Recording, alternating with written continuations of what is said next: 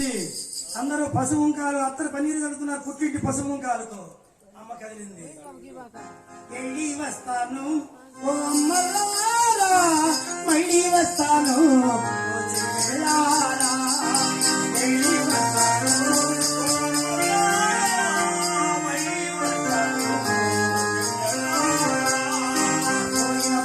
పోతుంటే వచ్చే రాకడ రాకుంటే